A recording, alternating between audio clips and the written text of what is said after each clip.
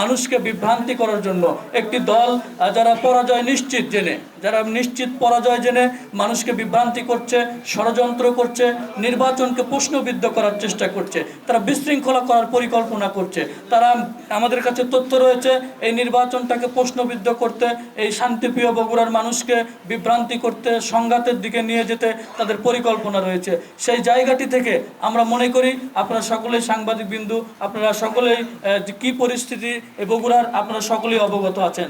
আপনাদের জায়গা থেকে আপনারা এই সমস্যাগুলো তুলে ধরবেন এবং আমরা আপনাদের মাধ্যমে প্রশাসনের কাছেও আমরা জোর দাবি জানাই যাতে বগুড়ার শান্তিপ্রিয় মানুষ যেন শান্তিপূর্ণভাবে তাদের ভোটাধিকার প্রয়োগ করতে পারে। প্রতিটি ভোটার যেন নির্বিঘ্নে ভোট কেন্দ্রে গিয়ে তাদের ভোটাধিকার প্রয়োগ করতে পারে। এবং আমরা যেটি লক্ষ্য করছি প্রতিটি গ্রামের পর্যায়ে, যেগুলো ইউনিয়ন পর্যায়ে যে ভোট কেন্দ্রগুলো রয়েছে একদম নিবিড় গ্রামে, যেমন গোহাইল ইউনিয়নের খাদাস গ্রাম রয়েছে, আশিকপুর ইউনিয়নের আপনার জোড়া গ্রাম রয়েছে, এই গ্রামগুলোতে আমরা লক্ষ্য করছি যে গতকাল রাত থেকে কিছু বহিরাগত মানুষ যারা জামাত শিবিরের কর্মী হিসেবে পরে পরিচয় দিয়েছে, এই মানুষগুলো বিভিন্ন মসজিদে অবস্থান করছে।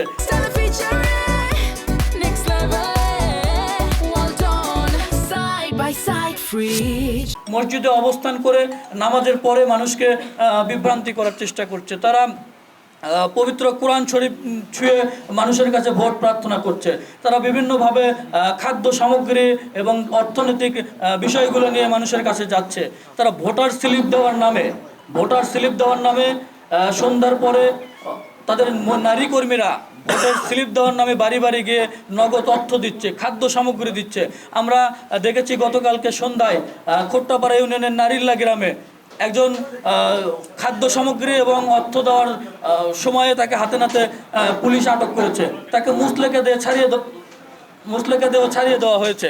এরপরে আমরা দেখছি গতকালকে আমাদের মাঝিরা ইউনিয়নে আমাদের জামাতের এক কর্মী, ওনার নাম মোহাম্মদ আলী এবং তার সন্তান দুজনে মিলে যখন সকালবেলা মানুষের কাছে অর্থের বিনিময়ে ভোট কেনার যে পায়তারা এটি করার চেষ্টা করছিল, ঠিক তখনই আমাদের বিএনপির কর্মী যখন তাকে বাধা দিয়েছে তখন তাকে বেধড়ক মারপিট করে আপনারা দেখবেন শাহজাহানপুর উপজেলা স্বাস্থ্য কমপ্লেক্সে সে চিকিৎসাধীন রয়েছে। আমরা পুলিশের কাছে যখন যাচ্ছি, আমরা অভিযোগ দিয়ে নিয়ে যাচ্ছি, আমাদেরকে গুরুত্ব দেওয়া হচ্ছে না।